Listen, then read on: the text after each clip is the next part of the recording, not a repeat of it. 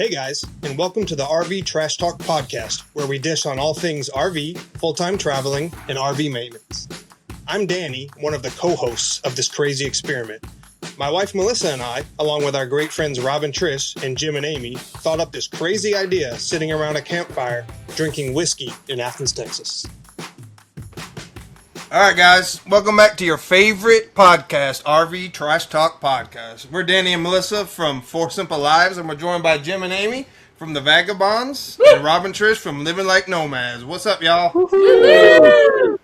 So I hope you guys enjoyed our last episode. It was a dudes episode, and obviously they're always the best, so we crushed it. But today, we're going to mix it up a little bit. We're going to talk about something that every RVer deals with, and that's weather on the road. So we have a lot of experience with this recently. Yeah. Both Melissa and I and Jim and Amy. We had to change plans quickly and rapidly due to weather. And we know that everybody goes through this. So I think what we've learned is sometimes it's better to just stay put and weather the storm. And sometimes it's better to get on the road and get the hell out of there. Amen. So we're gonna discuss all things weather today and see where it takes us. But first, as we always do, let's start where we're at, what we've been up to, and what's in the glass. Rob and Trish, what it is? All right, we are in Draper, Utah right now. We've been here for about almost a week. We were here for a convention for the wife's business, and it's been a fun, interesting week. Been really cool. But the weather has actually been decent. Last time we were here, it's been rain all the time, but it's been okay. Today's been cold as hell. Talking about weather. I know. Actually, I was going to say I'm very grateful that we're meeting up with you guys, not only to see you, but the weather was nice the whole time we had the event going on, and then yesterday and today it's been rainy, so you saved us from driving in the rain. It's supposed to be sunny tomorrow. Hell yeah. Yep. So, and the mountains all around us have been getting a crap ton of snow, so. Yeah.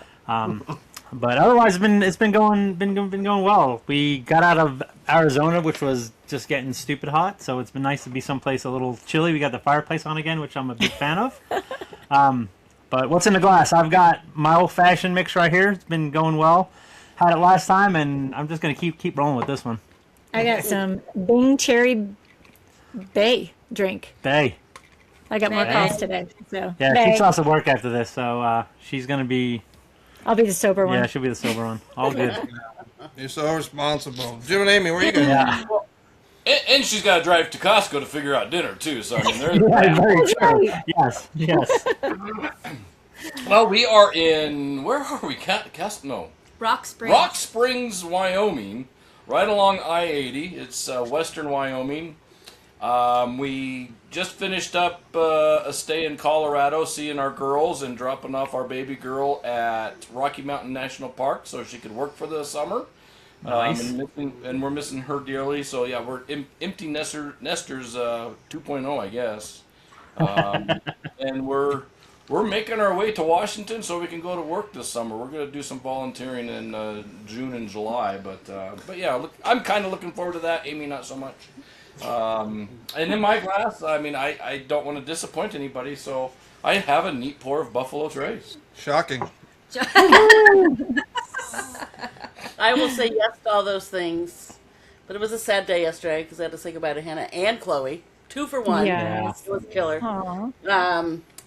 But that's all right because Melissa met me with a glass of wine and a big hug yesterday when we Yes, met. I did. I knew you. There you go. And we'll get to give you a big hug tomorrow. Right. And then in my glass, because it's freaking cold as hell here, I have coffee with Kahlua in there. There you go. Ooh. Nice. One of my faves. Throw a little fireball, get a hot toddy rolling. Ooh, I don't have any Fireball, but that sounds good. No. Fireball's very bad. I like Fireball with hot apple cider. There I've you never go. had that. That's really good. All right, babe, where are we at? What we been doing? We are in Jim and Amy's living room. Our RV is literally right next door. I can see it right out of their window. We are in Rock Springs, Wyoming, on our way to Idaho, where we are going to our best friend's, Jake's godparents, his retirement from the Air Force after 22 years. So shout out to him. That's super awesome. We're so happy that we get to be there and witness it and see some great friends and family that we have. But we just left Colorado. Did you tell them about our truck in the last oh boy moment? Nope. Okay. Well, I don't know if we're going to discuss that, but we had to have the truck taken care of at Caliber Collision because we got into an accident. So we're back on the road again after being stuck in Colorado Springs for quite a while, and excited to be traveling again. And I have boxed wine. I don't like to disappoint people. Hey, I've got some Tito's for you. Oh, thank God. Yes, so I have boxed wine right now. So, babe, what are you drinking? So, and in my glass, so we were in Costco yesterday in Colorado, and I was looking at all the massive options for whiskey, and I saw this whiskey called Green River Whiskey, and something just drew that to me, so I picked it up, and then Jim and Amy were pulling in yesterday, and I was giving them their sheet for when they pull in, and I realized that we're in Green River KOA. So subliminally, it just told me on the shelf to buy Green River Whiskey. So it's actually pretty good. So cheers to everybody. Nice. Cheers. Ding, ding, ding, ding, ding. Ding, ding, ding. Ding, ding, ding, ding, ding. All right, so today we're going to do a little different. We're going to do 5, 6 segments, depending on how many questions we want to ask so we don't get burnt out. And the first segment we're going to start with is actually the weather that really spurred this episode, snow and ice. Because that's the reason why we're in the freezing cold and freezing ice. So let's just hit it. I got a list here, so let's go Rob and Trish first. Have you ever changed travel plans because of snow or ice? No, we don't go where there's snow or ice. The big round things on the bottom of our thing don't like that at all. The driver that drives the big truck doesn't like that at all. We grew up in that shit, and I refuse to do it again. But we've been on the cusp a couple times, but we kind of go where it's not snow nor ice. Yeah, I mean, I'd say the closest, we went to visit our daughter once in Colorado, but we cut our trip short. Actually, they weren't even calling for bad weather, but we had fear that they might, so we just were like, yeah, we're going to make sure we're out of there by this date. Yeah. So no snow or ice for us.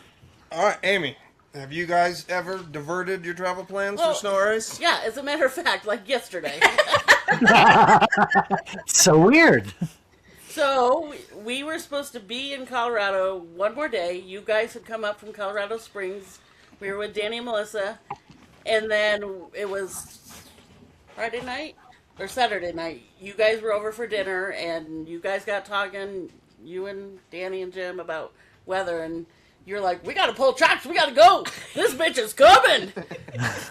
So that's literally what they said too. Pretty much. I mean, it was a huge snowstorm coming basically on I-80 from Cheyenne to wherever we're at now. So, but we did. We went and looked, and you guys looked at possible winds and snow and all that, and we made the executive decision to go a day early. Yeah. So did it snow where you guys were? It didn't snow in Colorado, but we were supposed to be traveling today from Colorado to Wyoming here, and I-80 is actually shut down in the middle of us because massive high winds and stuff like that, so we couldn't.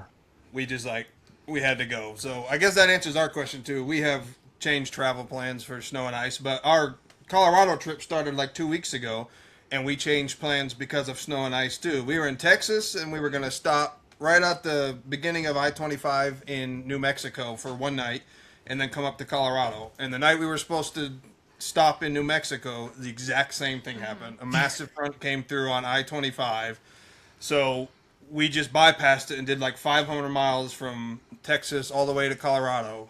And then, like Amy just said, we just did it again yesterday. So last night, even though we're at a KOA in Wyoming, that cost me about $180 because of my canceled reservations that they don't refund you. And then in New Mexico, it cost me $75 because we bypassed that and they don't give any refunds for cancellation. So shout out to KOA for screwing your customers. We really appreciate that. They should really be able to say, hey, I'm going to be at this KOA. Transfer my reservation. Yeah. At least partial money. Yep. KOA, get with it. All they do is say, oh, do you think you'll come back this time sometime? I mean, maybe, but I can't give you a date. We fly at the seat of our pants. So, I might come back here in a year or two, but I can't nail it down today while I'm evading a snowstorm. Right. And you have to do that. Like on 25 there, you've got all those mountain passes. Yeah. Like, you got to get through. Yeah. Oh, man. That stinks. Well, and you can always do the old chargeback. Just basically call the credit card company and say, hey, you know what? I never stayed here. I don't know what you're talking about. I have done that, actually. I will confess, I totally did that. Because she was... Well, I mean, honestly, call the KOA and tell them, look, I'm going to do a chargeback because I never stayed here. I mean, and just be like, F you. Because that is kind of BS. For KOA to as big as they are, to not refund somebody because of weather. I mean, come on, really? I was supposed to just hang out here while I get 4 feet of snow dumped on me? Yeah, no thanks. Yeah, I agree. Right. I mean, I've got out of reservations for all kinds of lies. Yeah. But this was legit weather, and I was like, I'm not stopping here, bro, because I got to drive my family over a mountain pass. And they're like, oh, there's nothing we can do. Sorry, bro. Yeah. Oh, well. So, we also learned that Rob and Trish are smarter than us, obviously. And they don't drive through snow and ice, but you've been through some weather, and we'll talk about that later. God, yeah. What's your guys, do you have like a go-to weather app that you use for RVing? So there's actually, it's called Windy. And I've actually used that app a bunch. I'll just check it before we go somewhere just to see, because, I mean, pulling a 40-foot fifth wheel, it's a brick in the wind. So, I mean, obviously, I'm not worried about going straight. I'm worried about the 50-mile-an-hour crosswinds coming across as I'm driving on the road. So that's really one of the things I just use, just to check. I mean, honestly, I have not had any major issues going across the Hoover Dam. Like, if anybody's ever gone across Hoover Dam, there's that one stretch that literally goes right across that valley right there. That is just stupid. It's scary as hell. It's white knuckle, like it's a half a mile, but damn, it is scary as hell because there's nothing. I mean, you're driving over this bridge and the wind is always cranking at least 30 miles an hour going across. So, but Windy is an app that I've used before. And that's really the only one, because like I said, we don't. I'm not a big fan of cold, so we don't go there. So the app is called Windy. It's called Windy, yes, WINDY, Windy. Okay. What about you guys? Do you guys have a go? I actually use the same thing. Amy just sits there and looks cute. I use Windy also if I know that there's weather in the area, because it'll give you precipitation, it'll give you wind, it'll give you temperature, so you can look and see if there's. Expecting 120 degrees all the way down to freezing butthole cold like it is here. For sure. So I don't think we use we kind of view weather as like TPMS and backup cameras. We just you look the thing where you put out the window if it's cold and it's wet, it's raining. Yeah, we don't really have any high-tech new the weather dude channel. I mean, we use whatever's on my Apple iPhone. That's what I use for weather. And the weather channel. A snowstorm is coming. It's time to get the hell out of here. So that's basically all we do. We watch Ryan Hall, y'all, sometimes. Mm-hmm. That's the guy. Oh, yeah. I watched him. And we were just in Texas, and we'd had a couple really pretty good thunderstorms come through, so it was fun to watch him because he covers everything. And he's like RV specific. No, but he covers all across the whole country. Oh wow! Whether it's tornadoes, hurricanes. Oh, okay. Yep, I've seen him. Thunderstorms. So wow, okay. He does good stuff too. Sweet. Well, this question might not fit Rob and Trish, but what's the coldest weather you guys have ever camped in? So when we were, I'm trying to remember where it was. I think it was in Arizona. I think it was Arizona. Down in Tucson. we were in Tucson, and it actually snowed one day when we were in Tucson. Like, they didn't get snow for like 40-something years, and like the year we were there, it snowed. And I remember them calling for it, and the park we were in was like, hey, make sure you undo your water before you go to bed and everything. So we did, and I remember my neighbor didn't. And the next morning, he's out there with a blow dryer, just trying to unfreeze the whole thing. I mean, it was kind of comical, and I'm a dick because I did laugh. So I was like, "Yeah, man, didn't you get the notice? Like, not leave the stuff hooked up." But I mean, we've been. I will say we've been in cold, but But the funny thing there was we arrived. Well, we arrived the day before, and the neighbor on the other side had towels over all their hose lines, and Rob's like, "Why in the world do they have all these towels out for? We're in Arizona." And then we got the notice that it was going to be freezing that night, and so we were like, oh, "Okay." Yep. So, but yeah, I mean, we were laughing because we're like, I guess we need to go further south, but you really can't go much further south. Further south, you're in Mexico. I mean, so. Yeah, so that would be our coldest. That'd be the coldest. But I mean, by the next day it was like 75 again, so it was weird. Yeah. Yeah, that was the best. What about you guys? What was the coldest weather you've ever camped in? We've camped in some seriously cold weather. We have. Yeah. I mean, you got to remember, before we hit the road full time, we were weekend vacation warriors. I mean, I can remember going to the Washington coast and waking up with 1.5 feet of snow, and we were going to spend one more day, but it was just going to get worse from there. And it's like, yeah, we're going home now. I remember that. Going up to get the Brinkley. Yeah. In January of last year, I remember stopping, and there was the campground we stayed in was just ice. Well, I think we stopped in Georgia. It was like 19 degrees. Yeah. And I'm like, this is Georgia. That Yeah. was supposed to be warm. Yeah. No. Apparently not. No. I mean, we've camped in some pretty freezing temperatures, you know, and you take those safety precautions. You fill up some fresh water in your tank, run off your pump for a while, disconnect the hoses. Try to run the furnace so that you have underbelly heat and protect those pipes. Yep. What about you guys? I remember specifically it was -20. Oh, God. Oh my God! Where? It was -20. So I Celsius? remember thinking to myself, like, why the hell are we doing this? But it was 1 week of vacation that we had planned. We were going to Fort Collins, and we had rented at a KOA this really nice site that had a hot tub. And we were so excited about it. It was the kids' spring break. One thing about Colorado, as I'm sure everybody knows, one day it'll be 85 and the next day it'll be -20. Oh yeah. And we woke up to just so much snow. I mean, our RV did great, but it was -20. And I do remember the next day we did go in the hot tub. We were like, I bought this hot tub. I'm gonna use it. Heck yeah, Hell you did, yeah. man. So There's nothing like being in a hot tub when it's freezing out, though. Like, that's the best time to be in a hot tub. Yeah, that's yeah, awesome. so it was. We had so much fun though. Honestly, like we watched Harry Potter and went into the hot tub, and the kids just had a great time. And we were like, it was literally snowing on us while we were in the hot tub. But -20 was the temperature. Damn.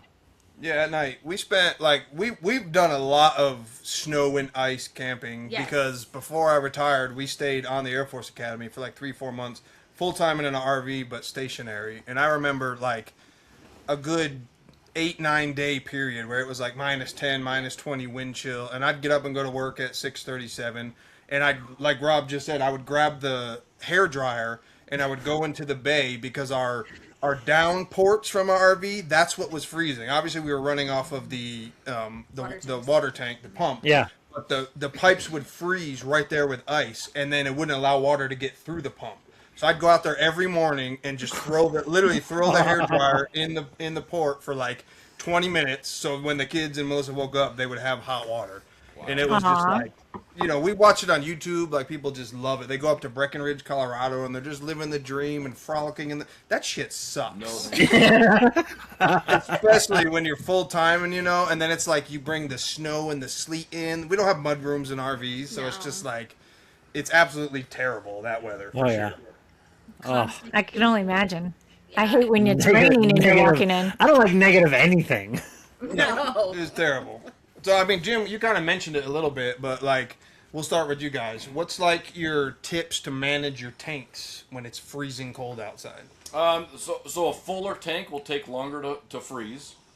So if you can have a large amount, not full, but a large amount of water in your grays and your blacks, they tend to not freeze as bad or as quickly. The same thing with your fresh water. Fill it up, run off your pump. Like I said, disconnect your hose so it doesn't freeze and burst. Try to wrap any outside connections that you might have. There was another one. If you have tank heaters, use them. Yes.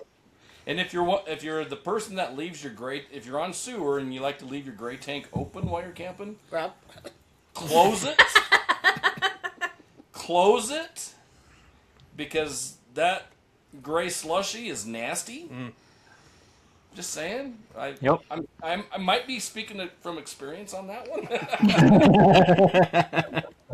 What tips you guys got in the chasing 80 degrees that you guys do? What's your So we've been to enough places where even here there's there's a bunch of full timers right around us.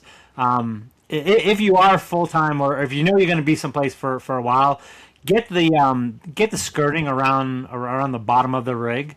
I mean, because that will help tremendously. As long as you can keep that warmth and clothes underneath the rig, because understand, I don't care if your rig says winter ready, or what's ours say? 4 seasons. Well, it has the winter prep pack. Yeah, we had the winter prep pack, and what happened when I happened to drop the hole underneath? There's like 3 pieces of insulation. Like, it's not going to do jack squat. So if you know you're going to be in there, I mean, try to as much as you can block the wind and everything from going underneath your rig, because that's where the pipes are. Those freeze, and then you have very bad things happen. I mean, it's just one of those things. Yeah, I agree. That was the problem we had in Colorado, because we were on the Air Force Base and they didn't allow skirting there. Yeah. So we had to get creative. So luckily we were going through this experiment where we were trying to be city boys running a ranch. So we had chicken lamps. We were raising chickens. So I put a couple of chicken lamps underneath the RV and pointed up towards the tanks. And I actually did it. Speaking recently, 2 weeks ago when we came to Colorado, that day we parked at the KOA, and I went right to Tractor Supply and I bought a chicken lamp, because also I don't have an underbelly in a lot of parts right now, because I've been carrying that thing around the country for like 8 months, and eventually I'm gonna do it. Hey man, we'll see each other in 2 days. We'll see each other tomorrow. We can let's bang it out. I'll help you out. We left it in Texas. Yeah. What the hell, man? I got done transporting it, but yeah. So as soon as we got there, I bought a chicken lamp, because we're going into this. I mean, it's gonna be like 20 degrees at night, so I put a chicken lamp under there, and that's worked out great. And then, especially on the base, we saw almost everybody had chicken lamps underneath their RVs, because you can't skirt in a place like that. So you all had great suggestions, and I would just say buy a chicken lamp, because you're running off the park's pedestal anyways. So who gives a crap how much it costs? So just send that thing on for sure. Absolutely. Hell yeah. I had never heard of that before. No. Yeah, well, that's the funny part is we left 2 days ago, and it was 80 degrees in Colorado, and I was like, well, I'm not going to carry this freaking chicken lamp, and the bulb's going to smash all over the place in my RV. So I left it on the picnic table for the next guy, and then little did I know, 24 hours later, Jim and I were planning an evacuation for minus 20 degree weather. So it's sitting on the picnic table at the KOA that won't refund you any money right now, so that's awesome. And you get for those of you that don't know what a chicken lamp is, it's essentially a heat lamp. It's all it is. Yeah. Yes, it's just a heat lamp. Not specific to chickens. It can use any other animals as well. Yes. Yeah, but it's not really RV friendly for travel, because it's little tiny aluminum and it's this massive bulb in there, and it's going to hit around and smash. And that was my thought process. Leave it there. Yep. We're traveling. We're good. We're going to warmer weather. Yeah, and then it snowed on us today. It snows. We didn't keep the box. Keep the box it comes in. Yeah, because Tractor Supply would probably return that. Oh, they absolutely would have taken it back. But, I was paying it forward to my fellow RVers. If they roll up there and this weather comes out, forgetting I was still in Colorado and that weather's going to hit us again. But we needed it. Yeah, so that's the cold weather, that's the snow, that's the ice, that's the BS. Now the really scary weather is like the hurricanes and tornadoes and stuff like that. That's probably what every RVer fears, is like there's a hurricane or there's a tsunami or something coming through. So, Rob and Trish, have you ever had to leave an area because of some severe weather threat, or did you shelter in place somewhere at like a campground? We've actually had 2 instances. One with our old rig. We were in, I want to say it was Idaho. And it was like 50 or 60 mile an hour winds, and it was just scary as shit. Like, it was, I can't remember. It was in Oregon. Oh, Oregon, that's where it was, yes. Yeah, but the winds were just so crazy. I know we talked about it on an earlier episode. That was one of our let's leave early. Yeah. But I think one of the crazier ones was last summer when we were camp hosting at Cape Lookout.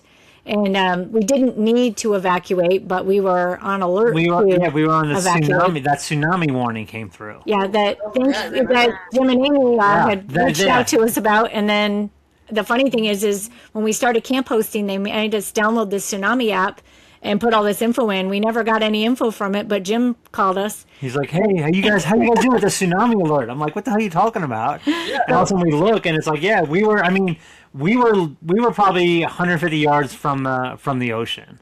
Yeah. And that tsunami alert came across, so we're like, "Okay, what the hell do we do?" So we basically had everything packed up. We were ready to go. We had I think we had 3 slides in, and I think this was the only slide we had out. So if we had to go, like, it was literally we had to bring a slide in, hook up, and get the hell out of there. Because, well, I mean, we were so close to the ocean. Obviously, you can hear the ocean where we were, but it was crazy. Like it was.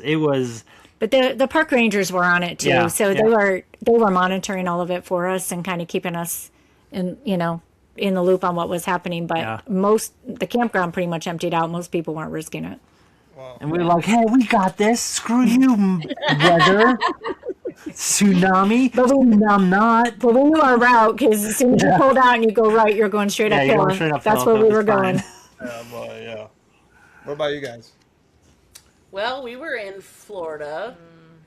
Well, not this past winter, but the winter before, and It was mostly fall, but mostly fall. But we were up in Orlando, and oh shoot, I don't even remember what the hurricanes' names were that came through. But there was like, was it 3 different ones? 3 different ones, yep. Yeah. And thankfully, we were in areas that we didn't have to move. We were okay. The first one, when we were up in Orlando, I think that one hit near Tallahassee. And then we were down in the Keys for 2 more of them. Yeah, I think so. Yes. Yes, and then they skirted the Keys, thankfully, because I mean, if it would have hit the Keys when we were down there, nowhere to go. We probably wouldn't be here right now doing this podcast no. with you. We'd be on a beach in Cuba somewhere. The thing you guys told us though is that when a hurricane happens, don't all the state parks shut down? Like that is something I did not know. In Florida, Yeah. listeners, if you're camping in Florida at a Florida state park, and there's a hurricane anywhere in Florida, they close all the state parks in Florida and kick you out. Yeah. Cancel your reservations. Yeah, because it was like, what? We'd had reservations for John Penny Camp, and they'd call us, and we were like, they call us? I think I got an email saying, "Yep, park is closed." Wow. And it was, and that hurricane I think was the Tallahassee one. one. And that was the Tallahassee one. That's crazy. So thankfully we're at the TTO, the Thousand Trails Orlando. We just stayed there an extra night before heading down to the Keys. Wow. And then and 2 more hit Florida when you were in the Keys. When we were in the Keys. Yeah, because we were in Cape Coral when that one hit, and you guys were in the Keys and we were with our parents. Yeah. Yeah, so have we ever evacuated or sheltered in place for a hurricane? No, we had that tropical storm that hit when we were at NAS Key West, and I was terrified. I was like, oh my gosh, we have to pack up, we have to leave, we have to evacuate, we're all going to die, and then... because you were like, I'm not leaving, so I was... I'd rather die in peace than die on a stopped freeway somewhere. That's literally what you said, too. So, but we have not had any issues with hurricanes. As far as being in the RV, I mean, we lived in Florida for 10 years. We've definitely been through hurricanes, but not RV-specific hurricane issues. Well, when we were all at NRVTA, the guys were at school, and the tornado warning had gone off. Oh, that's right. Yeah. That was scary. Yeah. And we were supposed to go down and shelter in place at the Big Red Schoolhouse. Did you go down? No, I think that's when I was at my brother's house. Oh, maybe. Trish, I don't think I was even there. It was you and I. I think it was just you and I that we had talked about it. But I didn't end up going down because Jim, that was the one day it was raining that morning, and that was the one day that he drove to school instead of just walking. And I had Penny. I didn't hear any of that. I picked you up, I think.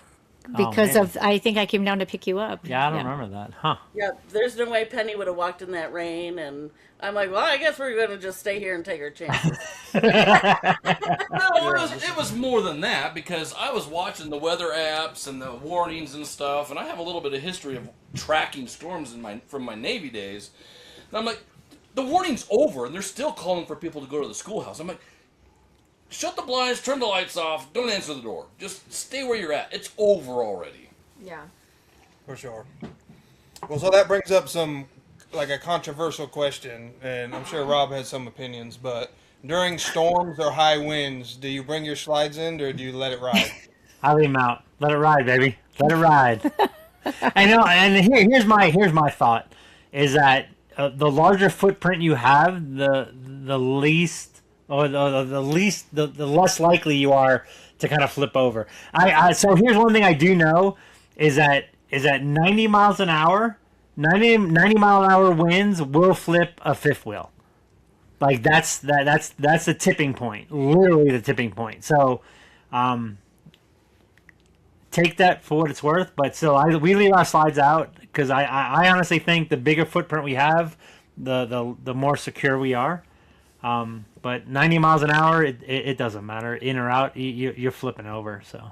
What about you, Jim? In or out? It depends, actually. When we were down in the Keys, I mean, we were on the verge or on the edge of that hurricane, and it did get windy.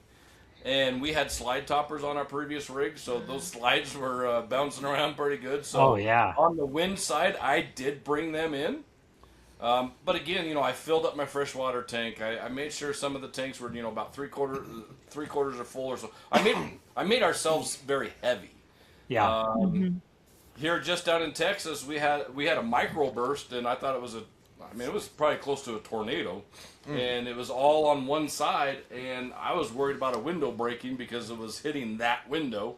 That's in the slide, so I brought that slide in just to kind of protect that window and that side. But but you actually you do bring up a really good point. Is that if you have what do you think the average fifth wheel freshwater tank is? 60, 70 gallons? Yeah, probably about that. Maybe 90. So let's just say, for the sake of argument, let's say it's 70 gallons at 8 pounds a gallon. 8 times 7, 49, 50. That's 560 pounds of water. It's 560 extra pounds. Yeah. Fill that thing up. That'll definitely help for sure. Yep. Yeah. So my answer was kind of like Rob's, where I keep the slides out all the time, no matter what. But my justification is, if we're gonna flip over and the slides are out, at least we're not gonna fall a full 90, because it's probably gonna land like on the slide. Yeah, it's like a kickstand, just kicking the e-bike kickstand out, and then we can still, survive a little bit. We could probably save a few things. Yes. Yeah. Well, the other thing too, if the slides are out, it's going to be probably way more damage, so it's probably going to be totaled, so insurance will just take care of it. Another great point as well. So, Rob, you just nailed it on it. For our next segment is all about the storm, the weather, the stuff that hits your pocket. So we're talking about hail damage, storm damage, insurance nightmares, and stuff like that. So we'll just hit you guys with the first question. So... once we find it. Yeah, once I find it. You can do it. You can do it. Yeah, I'm amazing. So, okay, have you ever experienced any hail damage in your RV? In the places that you guys have lived, I know there's hail, but now you're full-time RVers. Have you ever had hail damage on any of your rigs or your trucks? I'm going to say, unfortunately, no. We haven't had damage. We've been through hail. We actually left Colorado just before a major hailstorm, and my daughter's car got completely just. It looks like somebody just took just pock marks all over the place. We were out of there like 2 days before that. Yeah. But unfortunately, I say unfortunately because I'd like to be able to get a new rig paid for by insurance. But no, we've not had any issues with hail. We've been through hail, but not enough to actually cause any damages, which is good. Well, you guys are lucky. Amy, you guys ever have hail damage? Oh, we've never had hail damage. We've never had hail damage, but some dear friends of ours, they live in Kansas, and they actually had their fifth wheel totaled. Oh, they yeah. had a couple of cars totaled. And so basically the roof was damaged on the trailer and some pock marks on the sides and a couple broken skylights. They bought it back from the insurance company and patched everything up and sent it. Yeah, it's like Missouri. Did you say Missouri? Kansas. Oh, Kansas. Kansas, Kansas, Missouri. Like that hail is no joke. It's like baseballs. Yeah. It's absolutely crazy. And I always thought it was like BS until we visited a friend there, and then she showed me pictures of what they went through. I'm like, it's like softballs coming down and just blowing crap up. It's like that's just absolutely insane. Well, we're the same as everybody, which I guess is not really valuable to our listeners because we don't know how to tell you how to deal with insurance with hail. But Yeah. we've never had hail damage. I remember We've been through hail with the RV. Yeah, we've been through hail. It Yeah. just didn't do any. Like you see all those pictures online where people's skylights are destroyed and the air conditioner are just destroyed on top and stuff. Solar panels, yeah. Yeah, like it's just. I'm sure it's a nightmare for insurance, but I'm kind of like Rob. If it happens, just get that baseball size stuff. Come straight to the RV. I'm getting a new RV. I'm gonna claim it hit me. I'm definitely grabbing my lower back and laying down anyway. For sure, because I'm trying Got a to get neck brace on and everything. I feel like you're fresh out of a car accident and you're just having flashbacks. Yeah, I'm having regrets on how I handled it for sure. My first car accident. If I would have known, I'd have been just flailing around the freeway, grabbing everything. Well, I just hope the insurance companies never listen to our podcast, or we're all in trouble. Right? But I think every RVer knows, like, when it rains in your RV, it's so loud. But when it hails in your RV, oh my gosh, it is like Scary. it is actually very terrifying. Like, not to freak everybody out, but it's loud. very loud. Yeah. Yeah.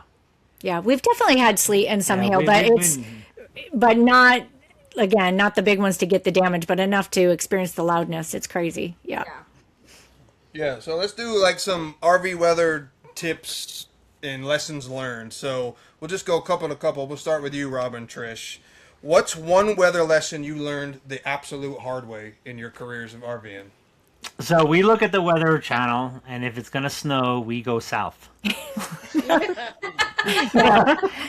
No, actually, though, we have experienced our awning is ripped a little bit because of wind. Because we had in Arizona, It was a microburst. in Arizona, it was so hot that we had this like screen attached to it, and then we had it held down by some water bottles, to kind of hold it in place. And then the wind came from out of nowhere, and we couldn't unhook fast enough, and so our awning is ripped about this much right by our door. It was actually kind of crazy because we were actually outside, and I was looking down. There was probably 6 rows of RVs where we're at, and I'm looking down, and I can see the wind coming, and I can see the awnings of people couple rows down just literally flipping up over the rig. And I'm like, holy shit. I was like, bring the awning in. So I'm running out, unhooking everything, and she's trying to bring the awning in. So we get it probably 40% in, and that wind hit and just ripped the awning straight up. Nothing happened to the arms, thank God, but the awning attached to the rig ripped probably a good 12, 13 inches. Yeah. I mean, so that's just been And it's still that way. A pain in the ass. It's still that way. Because it's just because the awning, because we have an LED light in the awning, so like to replace just the awning fabric with the LED light is like $900. I'm like, I'm okay. I'll just hold the stupid thing up while we bring the awning in because The weather that you guys learned the hard way was wind, right? wind for sure. Put in your awnings when it's windy. What about you guys? We got something other than wind? Jim, here he goes. I'm perfect. I've been doing this for That's not 5 true. years. That's not true. I have a leaky window by my side of the bed. That's a manufacturing defect. Well, I haven't fixed Shout out to Brinkley. Is that? A weather lesson we've learned. The hard way. I don't think so.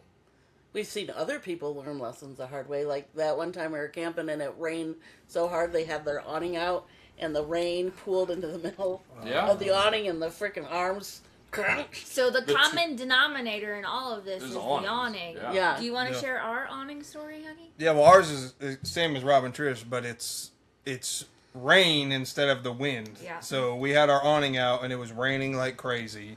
And this was our first RV, right? So we were kind of new in the game, and we were actually sitting at some Air Force base or something. And my thought process was, well, I got to run outside, do what I got to do. So I leave the awning out. It's just rain. It's not going to do anything. The wind is not windy, which in Colorado it's always windy. It happened to not be. The wind is not windy.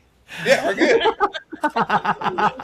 So awnings only get ripped off in high winds. So we're just enjoying our night. We put the kids to bed. We're sitting on the couch. We're having a glass of wine or whiskey and just relaxing. And then I'm like, it's raining a lot. Like, in the back of my mind the whole time, I'm like, I should probably bring this awning in. But I'm like, no, it's not windy. So clearly there's nothing can go wrong with your awning. Yeah. And then all of a sudden it was like the Gestapo was attacking the front door. It was just crash. I'm like, holy shit. We run out there. The arms are ripped off the RV. Everything's destroyed. It was absolutely terrible. So we never underestimate the power of weather when it comes to rain. And we, to this day, that was probably 5 years ago. We never put the awning. 100% PTSD. The awnings come out after it rains for 5 minutes to dry off, and they go back in. Doesn't matter if the sun is beating down and it's 99 degrees outside. We're not putting the awning out. Don't come to our house if it's hot. Ever? No. Like, no? We will never put those awnings out, ever. No, the awnings are not coming out. Jim, what do you think? You guys are absolutely right, but I got to thinking a little bit more, and we do have a weather-related one. We do? While we were towing.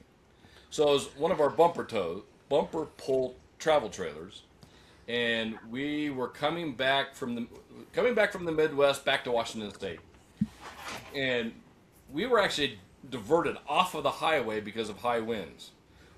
Come to find out, we had no business being on the freaking road that day. Well, we stopped someplace before we got to our destination, and I saw a bulge on the passenger side, so the front door side of the trailer. The trailer was bulging out some, and this was an aluminum-sided trailer. I'm like, oh, that's odd. I get out and I look, and it's literally popped out.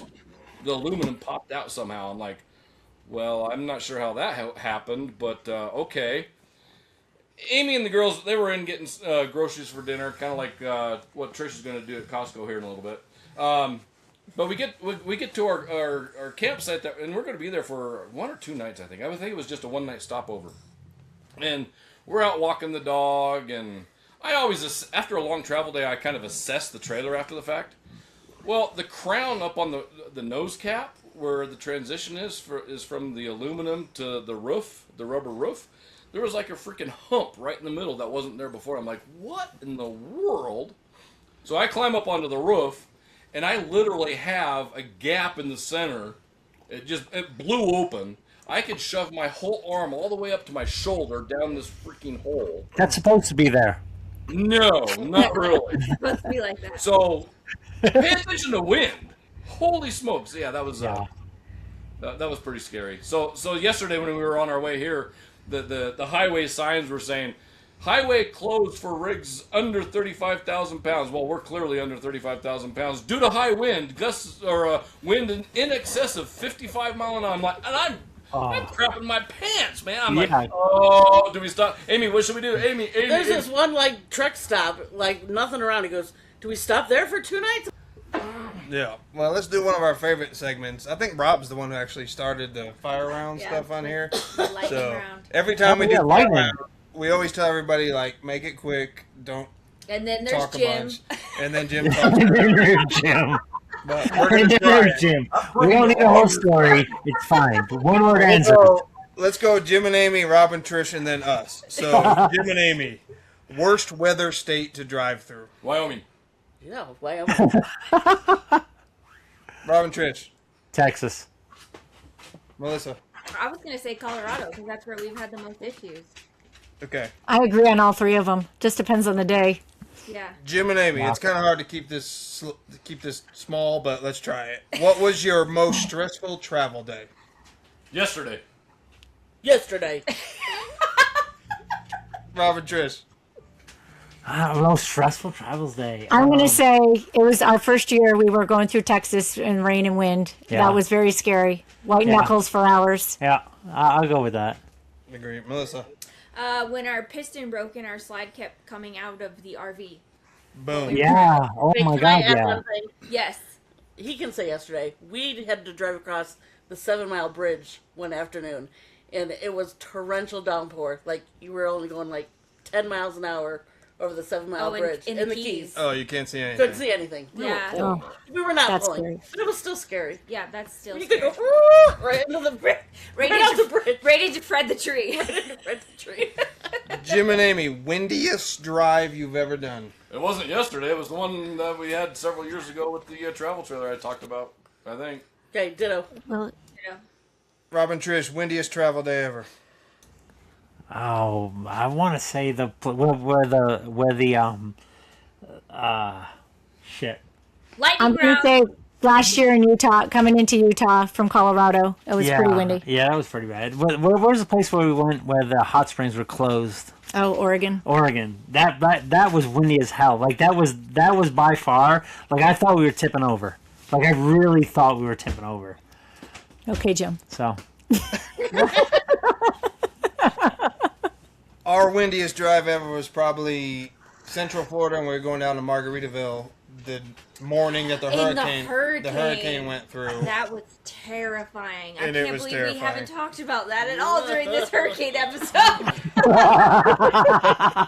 We literally packed up and traveled in a hurricane. Do not recommend doing. But we were Don't on do the that. RV Unplugged rally, so like, and it was my birthday. I was like, I'm not being stranded. This is a lightning round. Stop talking. Sorry. Jim and Amy.